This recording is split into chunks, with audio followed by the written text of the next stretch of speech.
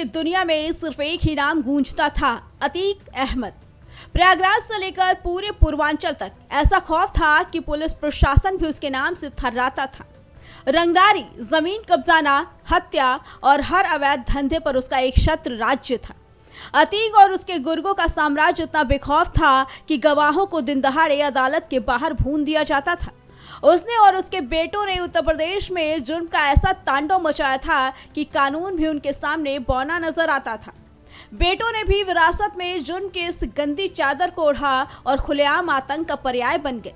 लेकिन कुदरत का पहिया जब घूमा तो जुर्म के इस साम्राज्य का ऐसा दर्दनाक और खौफनाक अंत हुआ कि देखने वालों की रूह कांप उठी। इस खौफनाक अंत की शुरुआत हुई 24 फरवरी 2023 को, जब प्रयागराज की सड़कों पर दिन दहाड़े गवाह उमेश पाल की हत्या कर दी गई। इस दुस्साहस ने उत्तर प्रदेश सरकार और प्रशासन को हिलाकर रख दिया। इसके बाद शुरू हुआ अतीक के साम्राज्य के सफाई का खूनी खेल, असद का एनकाउंटर। 13 अप्रैल 2023 को झांसी में पुलिस मुठभेड़ में अतीक का बेटा असद ढेर कर दिया गया।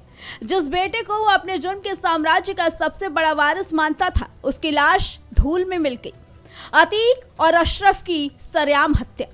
असद की मौत के महज 2 दिन बाद 15 अप्रैल 2023 की रात को जब पुलिस कस्टडी में मेडिकल जांच के लिए अतीक अहमद और उसके भाई अशरफ को ले जाया जा रहा था, तब मीडिया के कैमरों के सामने ताबड़तोड़ गोलियां बरसाकर दोनों को मौत के घाट उतार दिया गया। जिस माफिया ने जिंदगी भर दूसरों की सांसें छीनी थी, उसकी अपनी सांसें चंद सेकंडों में थम गई। अतीक और अशरफ के खात्मे के बाद बचा कुचा परिवार भी इस दर्द के समंदर में डूबता चला गया।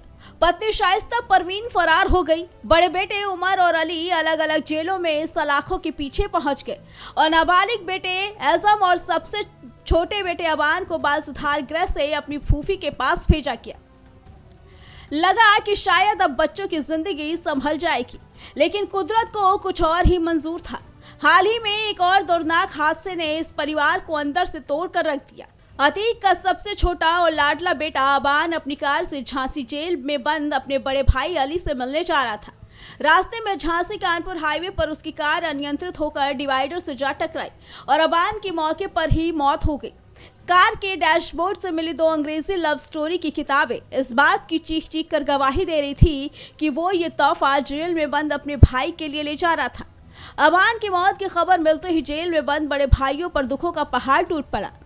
अदालत की इजाजत और भारी पुलिस पहरे के बीच लखनऊ जेल से उमर और झांसी जेल से अली को पैरोल पर प्रयागराज के कसारी मसारी कब्रिस्तान लाया गया। आंसुओं का कोहराम, वही कसारी मसारी कब्रिस्तान जहां कभी पिता अतीक, चाचा अशरफ और भाई असद की कब्रें खुदी थी, आज छोटे भाई अबान की कब्र से भी गूंज रहा था। जब उमर, अली और एज़म तीनों भाई एक दूसरे से लिपटे तो बरसों की दूरियों और जेल की दीवारों का दर्द आंसुओं के रूप में बह निकला। टूटा हुआ अली भाई अबान के शव को कंधा देते हुए और कांपते हाथों से कब्र में मिट्टी डालते वक्त अली का हाथ देखने लायक नहीं था। वो बार बार छोटे भाई की मिट्टी की तरफ इशारा कर जैसे आसमान से ये सवाल पूछ रहा था कि आखिर हमारे खानदान को किस बात की सजा मिल रही है। औपचारिकताएं पूरी होने के बाद प्रशासन की कड़ी निगरानी में दोनों भाइयों को वापस उनकी जेलों में रवाना कर दिया गया। कभी गोलियों की गड़गड़ाहट और धौंस पट्टी से पूरा उत्तर प्रदेश हिलाने वाला अतीक अहमद का परिवार आज इतिहास के सबसे काले और दर्दनाक पन्नों में दफन हो चुका है। आज कसारी मसारी कब्रिस्तान की वो नई मिट्टी सिर्फ एक नौजवान अबान की नहीं, बल्कि उस पूरे खौफनाक साम्राज्य के अंत की कहानी कहती है, जो जुर्म के रास्ते पर चलकर अंततः बर्बादी के मुकाम पर आ गिरा। इस पूरी खबर पे आपका क्या कहना है, कमेंट करके जरूर बताइए। Bureau report, prime TV.